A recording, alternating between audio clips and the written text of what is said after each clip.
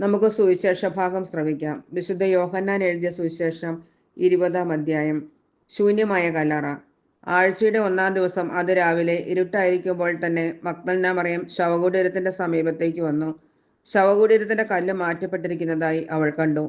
അവൾ ഉടനെ ഓടി ശിമോൻ പത്രോസിന്റെയും യേശു സ്നേഹിച്ചിരുന്ന മറ്റേ ശിഷ്യന്റെയും അടുത്തെത്തി പറഞ്ഞു, കർത്താവിനെ അവർ കല്ലറയിൽ നിന്ന് മാറ്റിയിരിക്കുന്നു. എന്നാൽ അവനെ അവർ എവിടെ വെച്ചുവെന്ന് ഞങ്ങൾക്ക് അറിഞ്ഞുകൂടാ. പത്രോസ് ഉടനെ മറ്റേ ശിഷ്യനോടുകൂടി കല്ലറയുടെ അടുത്തേക്ക് പോയി.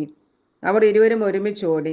എന്നാൽ മറ്റേ ശിഷ്യൻ പത്രോസിനേക്കാൾ കൂടുതൽ വേഗം ഓടി ആദ്യം കല്ലറയുടെ അടുത്തെത്തി. കുനിഞ്ഞു നോക്കിയപ്പോൾ കച്ച കിടക്കുന്നത് അവൻ കണ്ടു.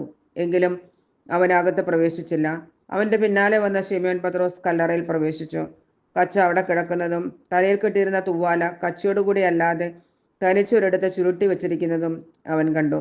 അപ്പോൾ കല്ലറയുടെ സമീപത്ത് ആദ്യമെത്തിയ മറ്റേ ശിഷ്യനും അകത്ത് പ്രവേശിച്ച് കണ്ടു വിശ്വസിച്ചു. അവൻ മരിച്ചവരിൽ നിന്ന് ഉയർത്തെഴുന്നേൽക്കേണ്ടിയിരിക്കുന്നു എന്ന തിരുവെഴുത്ത് അവർ അതുവരെ മനസ്സിലാക്കിയിരുന്നില്ല. അനന്തരം ശിഷ്യന്മാർ മടങ്ങിപ്പോയി. നമുക്ക് പ്രാർത്ഥിക്കാം.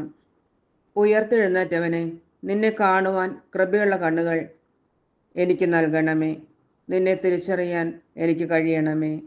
ആമേൻ.